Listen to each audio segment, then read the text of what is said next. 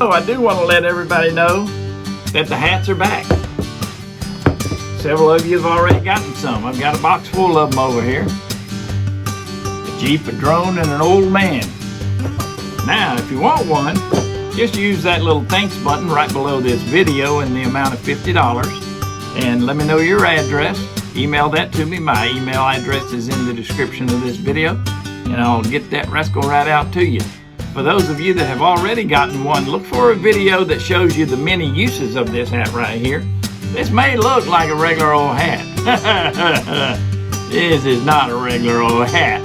The number of uses that this hat has is tremendous. Once you see the video, you are going to be glad you bought that hat.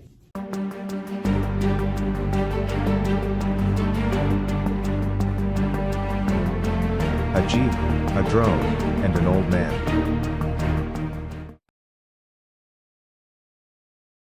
Thanks to Andrea Blackthorne for his research into this subject.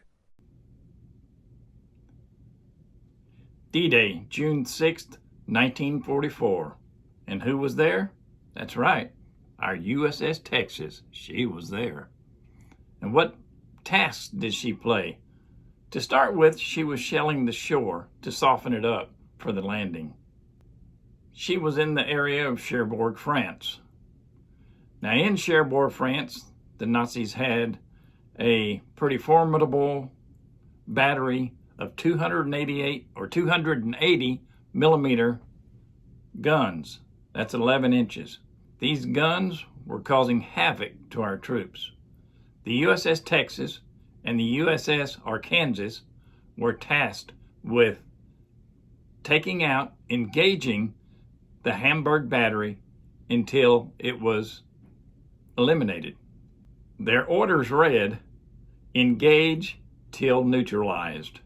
Now the Texas, she was firing her 14-inch guns, 1,300-pound shells. Battery Hamburg, with their 11-inch rounds, were firing shells that weighed 300 kilograms, which is 661 pounds. The Battery Hamburg scored 2 hits on the Texas, one in the bridge, killing the helmsman.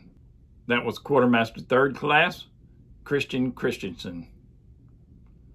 The second shell that hit the ship went in through the side of the hull. It was not even known by the crew that the ship was hit until a little later. Now the guns on the Texas had a 13-mile range, but the German guns had almost a 23-mile range.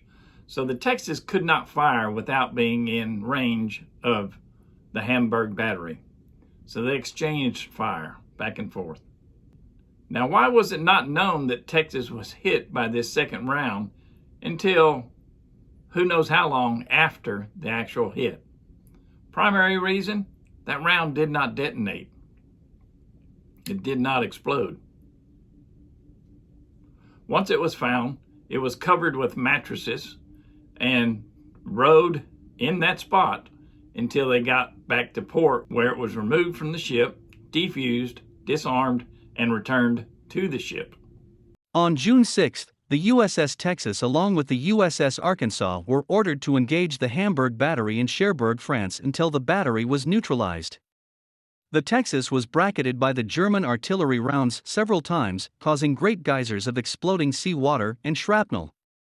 During the exchange, the Texas was hit once near the bridge, killing one sailor, name withheld, and a second time on the port side of the ship near the wardroom. This round did not explode, it was disarmed and later returned to the ship. The Texas fired a total of 206 of her 14-inch rounds, bringing to an end any threat from the Battery Hamburg. We thank all our boys for their service to our great country. Let's go Texas!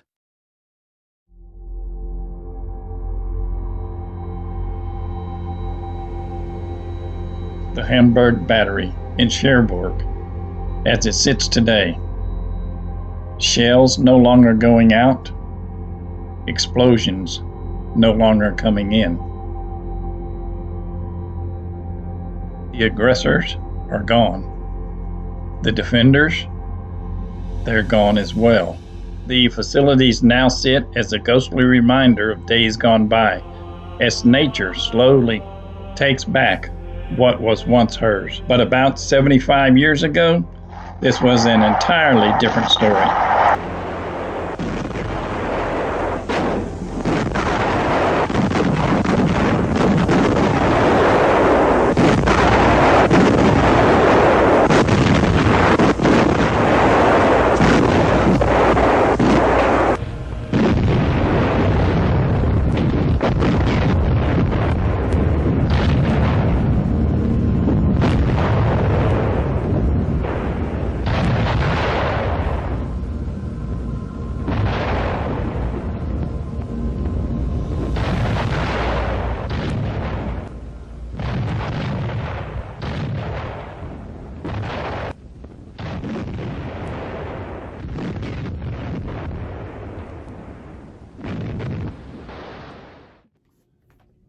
For those of you that think that 660-pound shell traveling at whatever tremendous speed it might have been traveling at cannot ricochet off water, take a look-see at this little clip right here I made for you.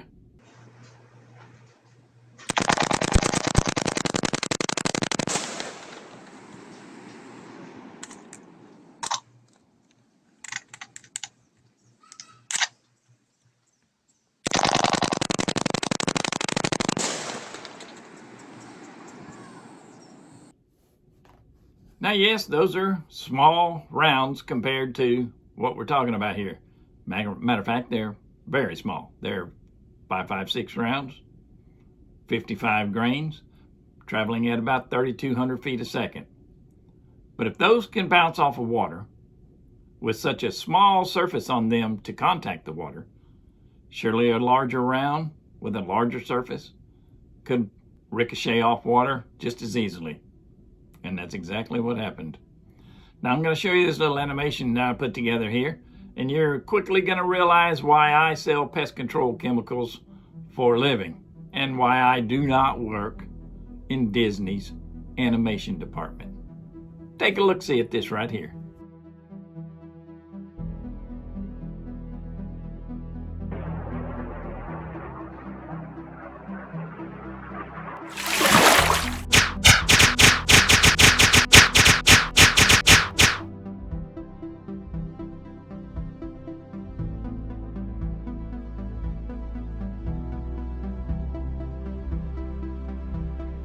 It was later discovered that the round did not detonate or explode because it did not actually go into the hull of the ship as it was fired. It actually ricocheted off the water, started tumbling, spinning towards the ship, and penetrated the hull of the ship in an up and down position, not a head-on position. Here you can see how the shell actually went in a nose-down position. Here's what it should have looked like. This is a photograph of a Japanese armor that was hit with an American shell, 26 inches thick. You can tell that round went straight through.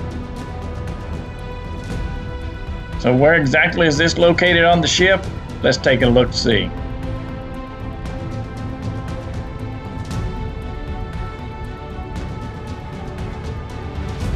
As you can see, that exact place is painted a slightly different color. Whether that's on purpose or not, I don't know. This is a photograph of the round itself, which is still in existence.